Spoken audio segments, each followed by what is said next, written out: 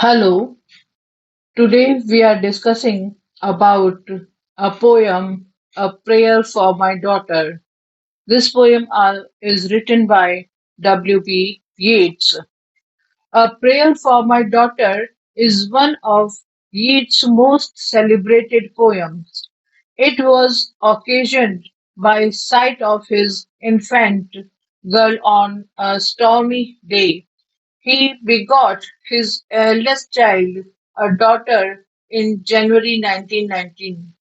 One day, a few weeks after her birth, a storm howled outside his house in the old Norman tower called Tour Valley in County Galway.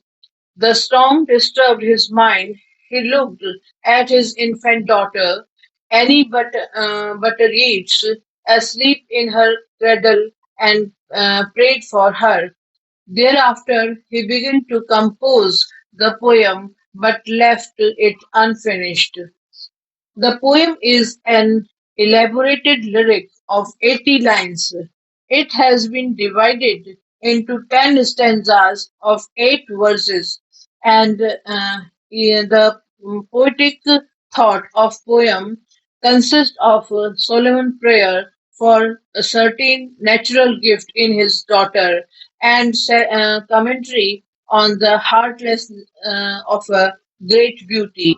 The reference is indirectly of Morgan's cruelty to the poet's love, and the poem is marked by a strong protective attitude and a prayer for a balanced life of happiness for the young child. There is uncertainty and instability in in the world outside. The future appears to be equally uncertain. In these uncertainties, the poet prays that may the gift of God be such as to endow the young child with qualities which would win her with friend and happiness. The poet prays for the future well-being and happiness of his darling daughter. He wishes that he should have beauty, but not that overmuch beauty which makes a woman vain and cruel, and which makes them unappreciative even of sincere and true love. The poet wishes her to be married in an aristocratic family. The poet wants that his daughter should be free from all hatred. If she is free from hatred, she shall innocent and free from all evil influences. The poet feels that the intellectual hatred is worst. It was because of opinionated mind that Morgan, the most beautiful woman, married a boor.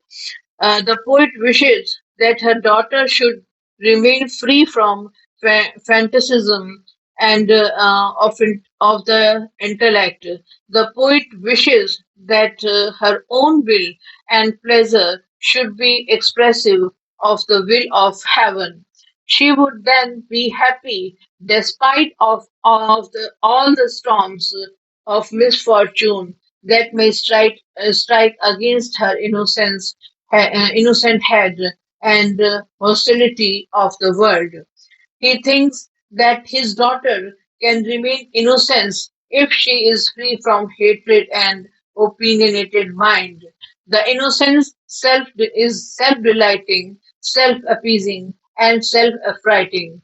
The poet wishes her to be married in an aristocratic family of traditional sanctities and manners, governed by the customary laws of courtesy. The poem is manifesto of W.B. Yeats' personal ideals in the old age of settled life with a home and established status. The word ceremony is a keyboard in Yeats and in the book of Courtesy. The last stanza is theoretically the most important part of the poem. The imagery of the poem begins with the image of the wind. The image is sustained, but its form is continuously changed. Yeats focuses his poem on uh, two images. The rich horn of plenty, which he associates with courtesy, aristocracy, and ceremony, and the hidden laurel tree, which rooted in one rare perpetual place, can provide through the custom a radical innocence for the soul. A mention of beauty gives rise to the image of Helen and Paris, their union and the union of Venus and Hephaestus bring to our mind the union of Morgan and MacBride. The meter of the poem is iambus. Most of the words are iambic pentameter with an extra syllable at the end of a line here and there. But in some stanza, some verses are also iambic trimeter and tetrameter. For instance, the following verse of second stanza are iambic trimeter, each with an extra syllable. I quote here that the future years had come dancing to the frenzied drum. But the following verse of the fourth stanza is an iambic tetrameter. I quote here a crazy salad with their meat. The poem consists of 80 lines. They have been divided into 10 stanzas of 8 lines each. The first four verses of each stanza makes up two rhymed couple, but among the last four lines of each, the first verse rhymes with the fourth and the second with the third. Hence, the rhyme scheme of the poem or a stanza is A B B C D D C. The diction of the poem is simple, urban, and literary, but polysyllabic words have been employed freely so that the lyric has become an elaborate one. They have also made the stanza here heavier than those of the flute lyric. Words like intellectual hatred, opinionated, considering, magnanimities, accustomed, and ceremonies dull the verse to the tune of prosaic and flat lines. The style of the poem is modern with an undercurrent of romanticism. Some critics say that the poem is based on triviality, for the poet has not laid down or desired for his daughter a way of life consistent with the highest religious or moral ideas.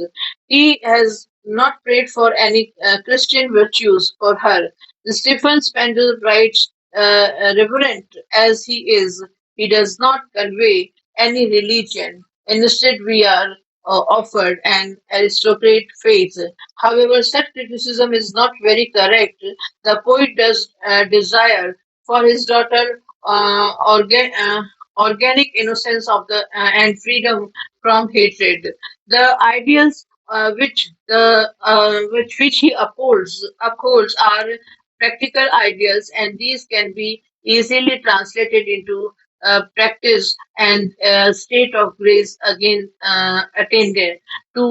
He has laid down a way of life based on high moral virtues. It can move through description of the place. We are beginning to recognize the tower. It can freely describe the poet's mood of gloom and then move to the idea of beauty in human. From there, the symbols of love, etc. The poet has modified his views where his hopes for his daughter's life is concerned.